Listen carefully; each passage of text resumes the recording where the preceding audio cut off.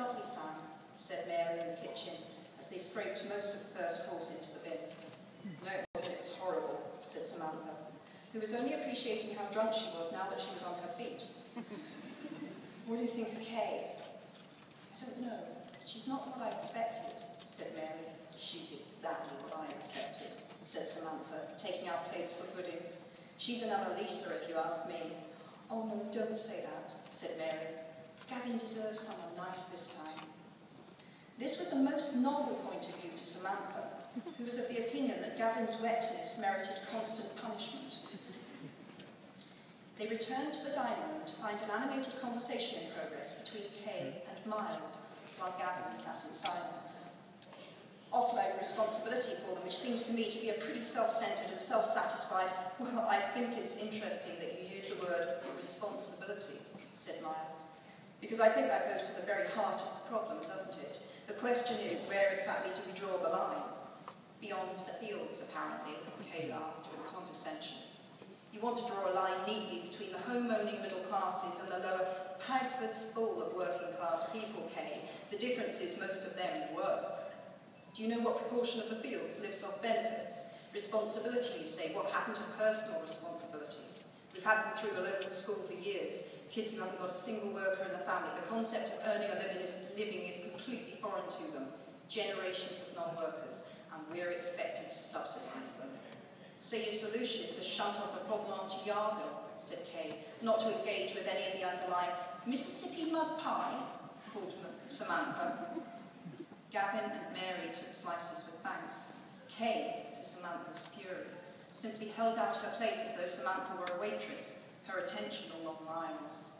The addiction clinic, which is absolutely crucial and which certain people are apparently lobbying to close. Oh, well now, if you're talking about Bellchapel, said Miles, shaking his head and smirking, I hope you've mugged up on what the success rates are, Kay.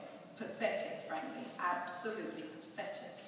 Well, I can give you a very concrete example of what Bellchapel's doing. One family I'm working with, a mother, teenage daughter and small son. If the mother wasn't on methadone, she'd be out on the streets trying to pay for her habit. The kids are immeasurably better off.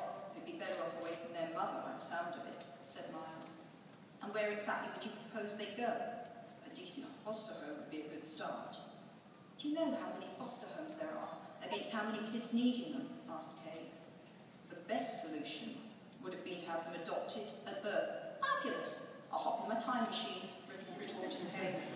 Well, we know a couple who are desperate to adopt, said Samantha, unexpectedly throwing her weight behind Miles. She would not forgive Kay the rude, outstretched plate. The woman was bolshy and patronising, exactly like Lisa, who had monopolised every get-together with her political views and her job in family law, despising Samantha for running a bra shop. Adam and Janice, she reminded Miles in parenthesis, and they couldn't get a baby for love nor money, could they?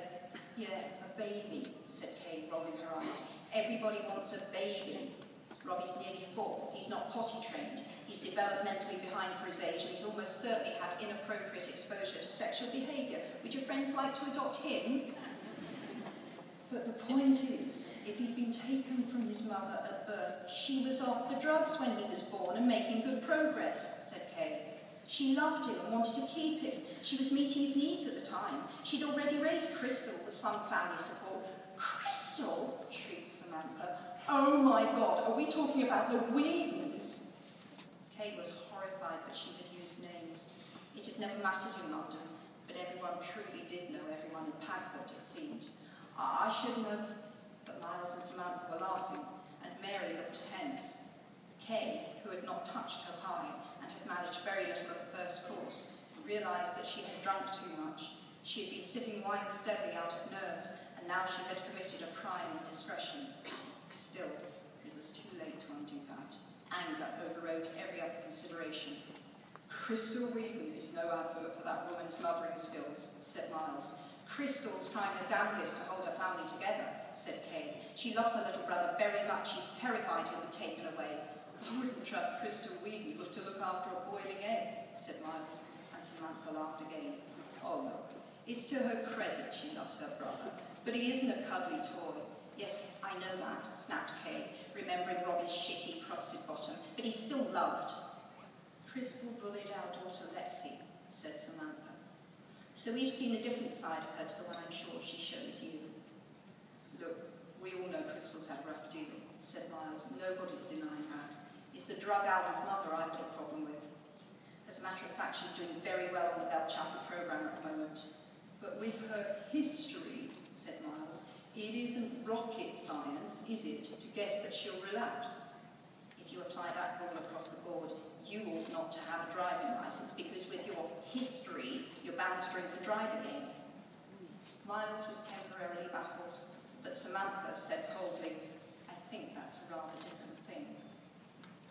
Do you? Said Kay. It's the same principle. Yes, well, principles are sometimes the problem, if you ask me, said Miles. Often what's needed is a bit of common sense, which is the name people usually give to their prejudices, rejoined Kay. According to Nietzsche, said a sharp new voice, making them all jump, philosophy is the biography of the philosopher. A miniature Samantha stood at the door into the hall, a busky girl of around 16 in tight jeans and a t-shirt. She was eating a handful of grapes and looking rather pleased with herself. Everyone meet Lexi, said Miles proudly. Thank you for that, genius. You're welcome, said Lexi curtly.